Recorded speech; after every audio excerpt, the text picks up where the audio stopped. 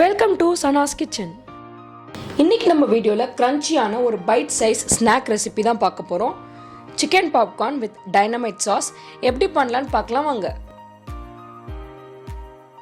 Chicken popcorn பண்ணுறதுக்கு நம்ம ஒரு மேரினேஷன் ரெடி பண்ணணும்.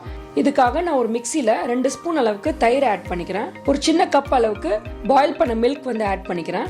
ஒரு சின்ன சைஸ் வெங்காயம் கட் பண்ணி ஆட் பண்ணிக்கிறேன். ஒரு சின்ன கப் அளவுக்கு கேப்சிகம் நான் பொடியாக கட் பண்ணி ஆட் பண்ணிக்கிறேன்.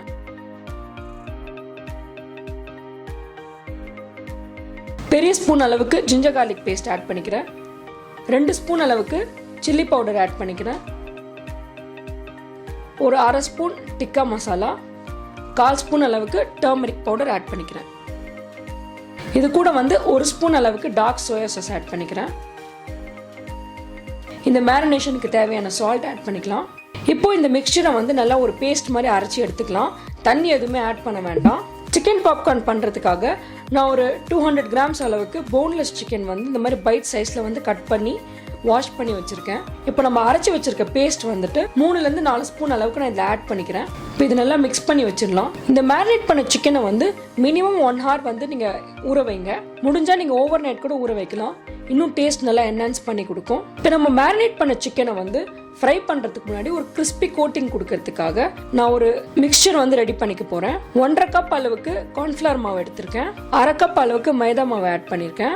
இந்த மிக்சருக்கு தேவையான சால்ட், 1 ஸ்பூன் அளவுக்கு சில்லி பவுடர். இப்போ இந்த ட்ரை மிக்சரை நல்லா மிக்ஸ் பண்ணி விட்டுறலாம்.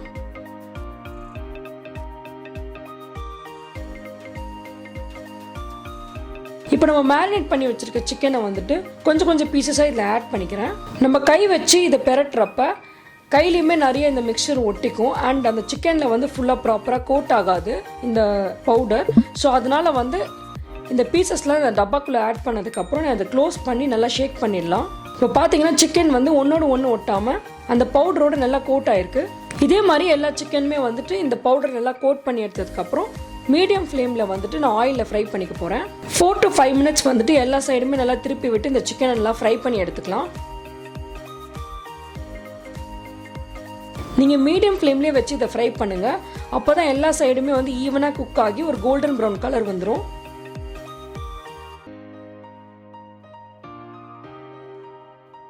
இப்போ பார்த்தீங்கன்னா நம்ம சிக்கன் சூப்பர் க்ரன்ச்சியாக நல்லா கோல்டன் ப்ரௌன் கலரில் ஃப்ரை ஆகிருக்கு. இப்போ இதை நான் ஒரு பிளேட்டில் எடுத்துக்கிறேன்.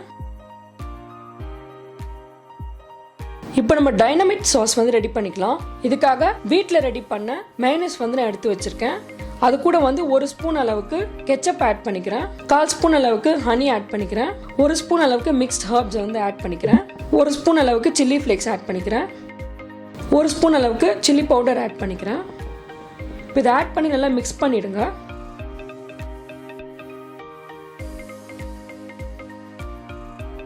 அவ்வளோதான், நம்மளோட டைனமைட் சாஸ் ரெடி ஆயிடுச்சு. இப்போ ஒரு பிளேட்டில் நம்ம ரெடி பண்ணி வச்சிருக்க நல்லா கிரன்ச்சியான கோல்டன் ப்ரௌன் கலரில் ரெடியாக இருக்க சிக்கன் பாப்கார்ன் நான் பிளேஸ் பண்ணிக்கிறேன். இப்போ இதுக்கு மேலே க்ரீன் சாஸ் ஆட் பண்ணிக்கிறேன். லாஸ்ட்டாக நம்ம ரெடி பண்ணி வச்சிருக்க டைனமைட் சாஸ் ட்ரிசில் பண்ணிக்கிறேன். அவ்வளோதான், சூப்பரான byte size chicken popcorn ready ஆயிடுச்சு. நீங்களும் இதை வீட்டில் ட்ரை பண்ணி பார்த்துட்டு உங்கள் ஃபீட்பேக்கை கமெண்ட்ஸில் சொல்லுங்கள். Happy cooking. இந்த ரெசிபி பிடிச்சிருந்துச்சுன்னா லைக் பண்ணுங்கள், ஃப்ரெண்ட்ஸ் அண்ட் ஃபேமிலியோட ஷேர் பண்ணுங்கள், என்னோட சேனலை சப்ஸ்கிரைப் பண்ணுங்கள். தேங்க்யூ.